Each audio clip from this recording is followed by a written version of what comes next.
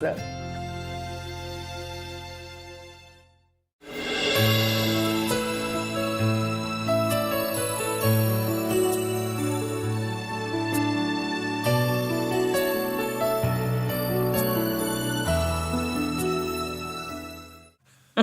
if you're my disciple, so-called disciple, you must meditate, eat vegan, 5 precepts, and that is that. No bargain, okay? Okay. Yeah.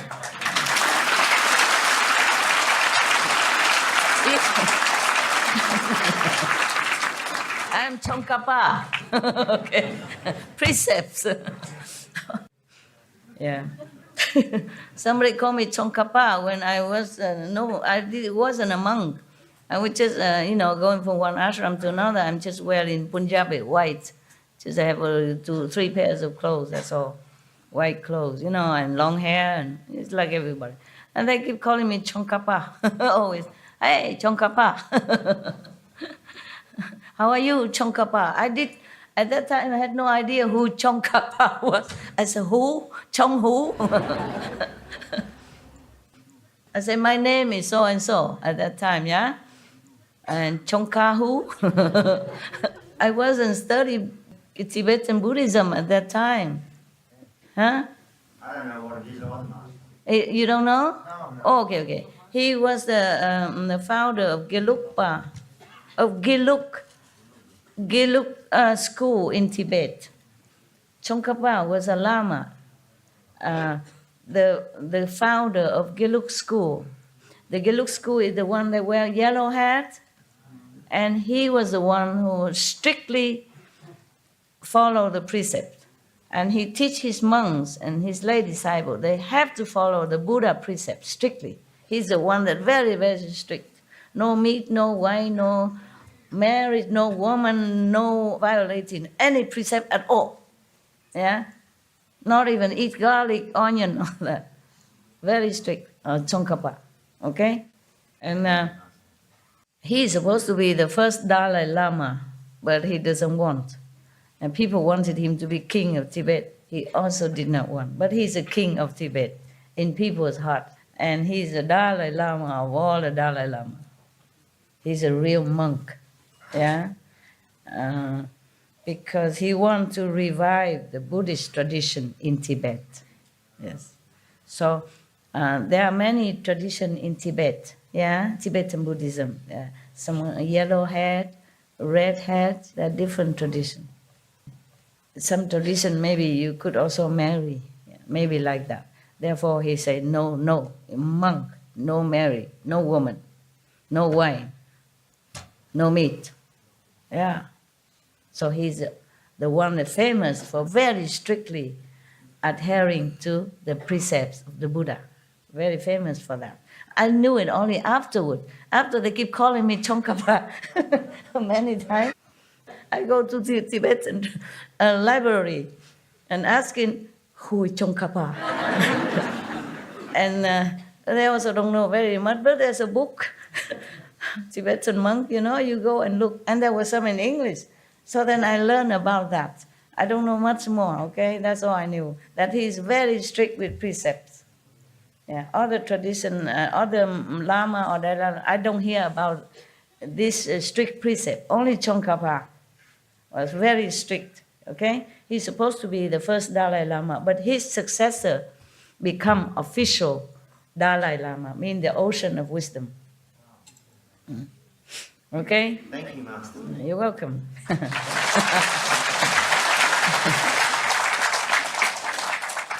I was just joking when I said I'm Chongkapa because I'm also very strict, at least 5 precepts, yeah? 5 precepts is the parents of all other precepts, yeah? Because if you don't kill, then of course you become vegetarian or vegan, no? Vegan, huh? If you don't tell lie, then you would not slander other people because you don't know if it's true or not, yeah? And you keep quiet because everyone is Buddha, you don't want to slander him, yeah? Many other precepts, the 5 precepts, and further on is the 10 precepts for the other high a little bit. But 5 precepts, good enough. If you keep the 5 precepts as a lay people, that's okay already. And be vegan. meditate. Okay? Be good, be compassionate, helping others, whatever you can. That's all I ask, nothing else. Yeah. I don't take any money from you. I don't take anything from you, and you know that. So at least you are no harm in my hands, okay? In my teaching, you have no harm, no loss, nothing. So,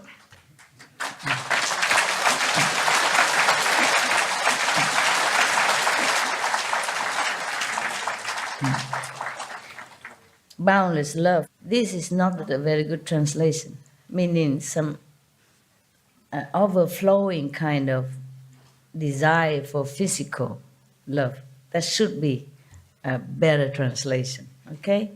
But maybe for lack of words, the translator used boundless love. Normally we use boundless love in connection with God or Buddha or saint, yeah? This is not the love that it meant. Otherwise, it wouldn't say he goes insane with greed and lust. So it's not a good translation. So I just want to tell you, boundless love in here is not correct, okay? So this state is called when an agreeable state of samadhi enters one's mind, lacking the wisdom to control oneself and mistakenly engaging in lustful behavior. Yeah, we went a little bit astray because I remember the incident. I remember that person. Yeah, because he truly did not mean to cheat anybody. Yeah, but this experience does not indicate sagehood. Yeah? Not only he himself may be engaging in lustful behavior, but he encouraged and he praised it. And he even slandered those priests and monks saying because their lack of sex, therefore they are like this, they are like that, they don't know what to say, they're kind of not worthy or not intelligent. That's the way he talked about other priests and monks. You understand? Yeah. Maybe you like sex or whatever, fine, but why have to slander somebody who doesn't want to have sex? There is no sin, there's no stupidity in avoiding physical contact with woman or man. No sin in it, is there? No harm in anyone. Now, why slander them? That was my question when I read these articles. I could not believe my eyes. And yet so famous, so waka, so limitless disciples everywhere. And big house, a lot of cars. I have not much. Because I want to save my money for people who need, and for SMTV, for other things, yeah? Okay. I don't think I'm stingy, okay?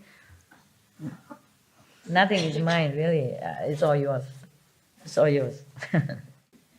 I only use what I have to do. I only do what I have to do.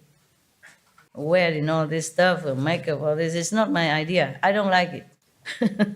It's too much time consuming and troublesome. Not free enough, but never mind. I do what I have to, okay? Yeah, you even have to become prostitute if you want to save sentient beings. So for me, just a little lipstick, high heel, it's okay. It's bearable. I complain, but it's bearable, okay? At least I look pretty to you, oh woman. Now, what I'm saying, so really, truly, this state exists, huh?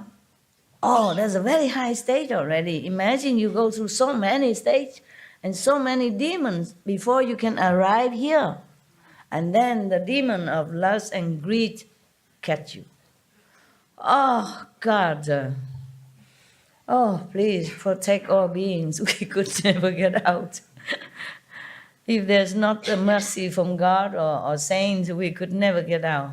Don't you think so? Definitely. Never, Con. Never. You already so high here.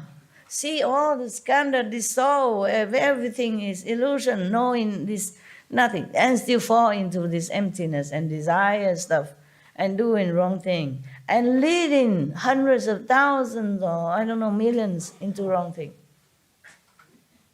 And slander the virtuous and moral people. That is the worst thing that you could do. Maybe you fall into your lustful desire state yourself, okay, but not slandering the morally sound and virtuous monks and nuns and priests, that is no good. That is terrible. That will earn you hell for a long time. I hope the Buddha be mercy and save those people who are misled, at least.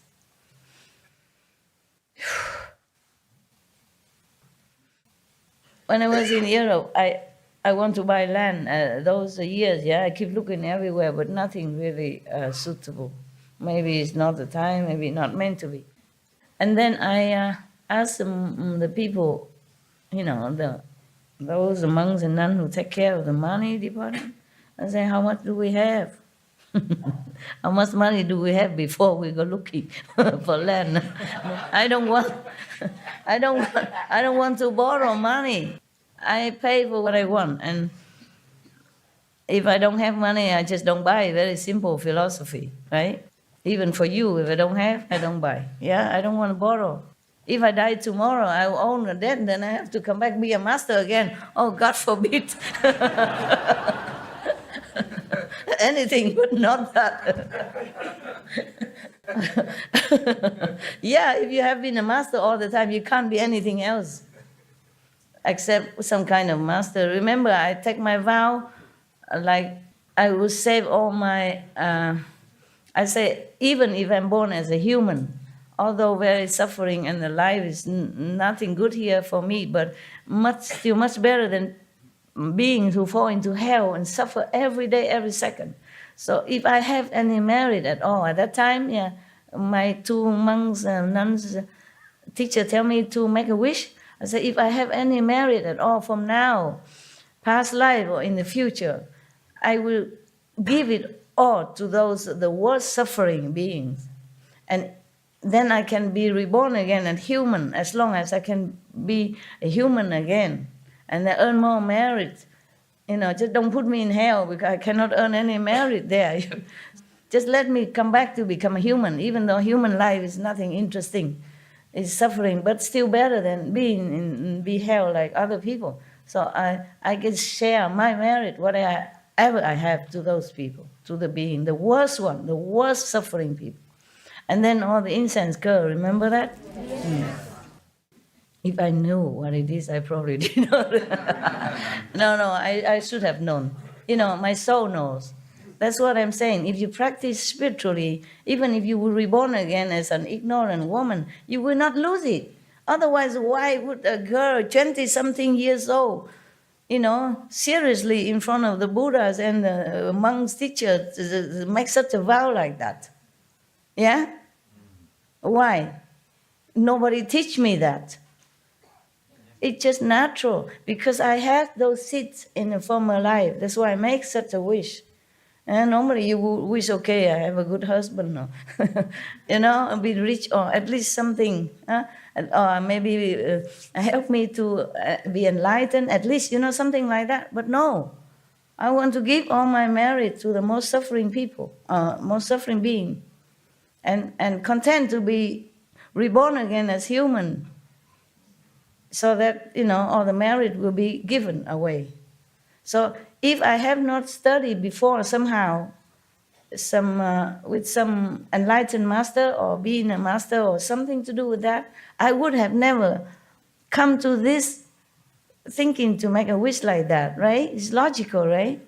Yeah, I only met the monks a few weeks before that. And I only read Amitabha Sutra or Guanyin Bodhisattva. I have not even been given this sutra yet. I wasn't worthy to be reading this. Yeah, my teachers say that.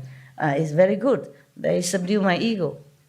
Yeah, they praise me that, I want to be Buddhist. This is very good. You have good merit in the past, for sure. But still, on the other hand, they put me down. You are not worthy to see this sutra yet. They give me some small medicine Buddha, some very harmless and simple. Oh, Guanyin Bodhisattva, if you recite her name, she protect you, something like that. But this one, no. After a while, she gave me Kristikapa Sutra, the Buddha that stay in the hell. But not this one, no. After a long time. So at that time, nobody teach me anything about dedicated merit to the other suffer being. So it must have been the seed from former life. Yeah, that's why I told you, if you practice now and you're humble enough and you just don't think you are sage, then even if you die and you have not reached the complete liberation, you still have the seed in you, and you continue being a good human, yeah, or being a charitable person and earning more merit, and then continue your path, yeah.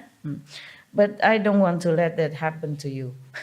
Even if you're low or high, you go up first. Don't stay here. No.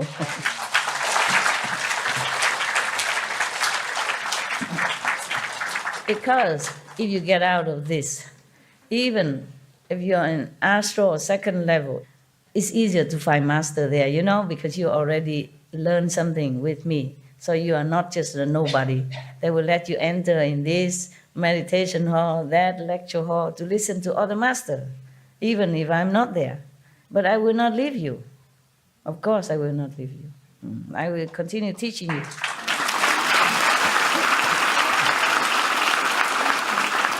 Thank you. All right, then.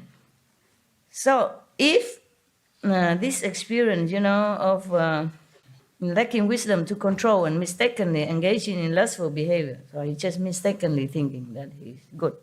And the demon, I guess, you know, oppressing his mind, make him do this, yeah.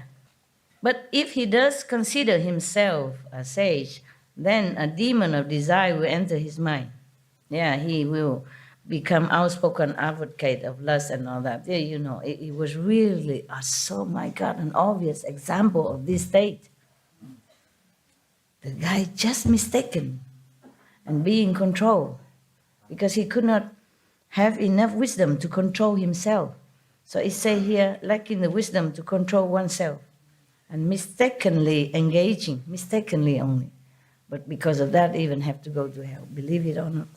Oh, the Maya, they are mostly more after these practitioners, any practitioners, because they don't want them to become Buddha.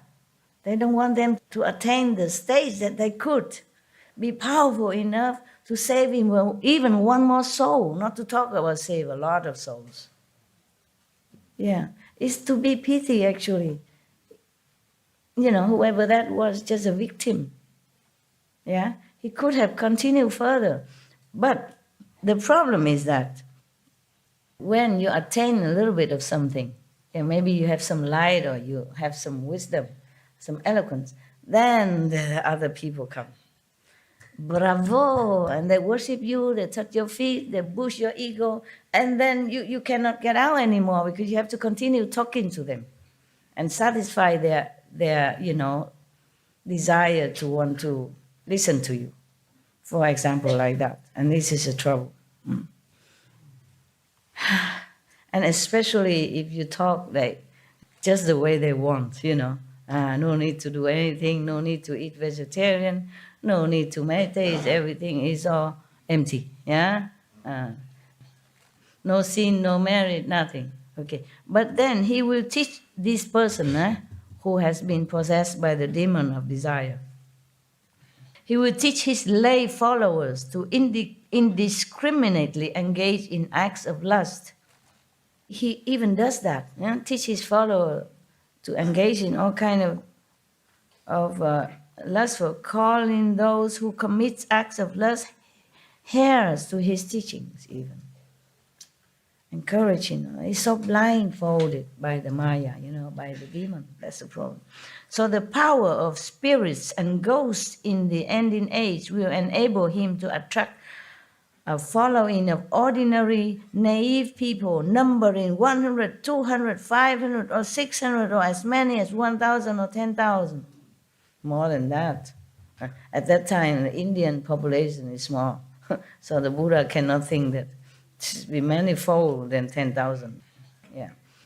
When the demon becomes bored, it will leave the person's body.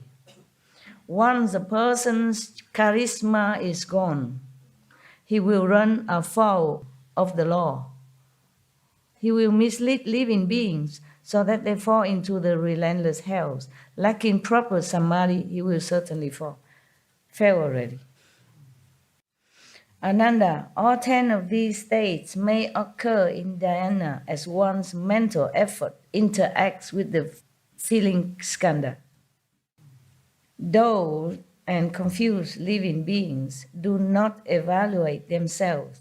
Encountering such situations, in their confusion, they fail to recognize them and say that they have become sages, thereby uttering a great lie. They will fall into the relentless hell. In the Dharma ending age, after my nirvana, all of you should pass on the Tathagata's teachings so that all living beings can awaken to their meaning. Do not let the demons of the heavens have their way. Offer protection so that all can realize the unsurpassed way. Okay, there are more stages of enlightenment and cultivation after this. So the Buddha has just finished all the explanation about the traps and the demons who are not really good at all for any practitioners. The vulnerable one without teachers. Yeah. That's why the person who encourages people to have lustful action always say he has no teacher. He don't need any teacher. He himself always a teacher, being a teacher, never a student. Yeah, he say he's never a student. He has many teachers, but he is never a student. You know. Yeah. So there are more, but there are 60 levels of sagehood even. Yeah, that is the following. Okay. So many. Yeah. There are still demonic influence during all these 60 stages. So we will never finish, huh? Yeah.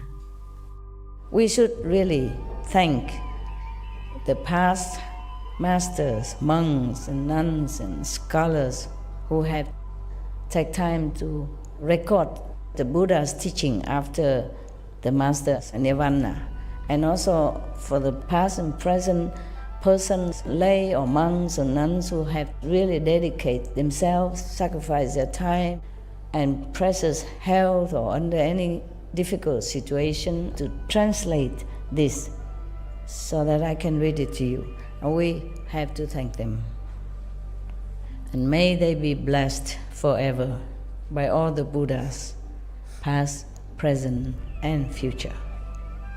May their merit be immense. May they be liberated forever. Thank you.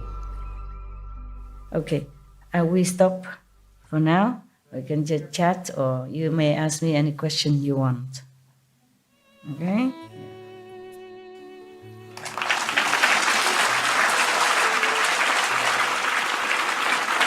We continue next time, huh?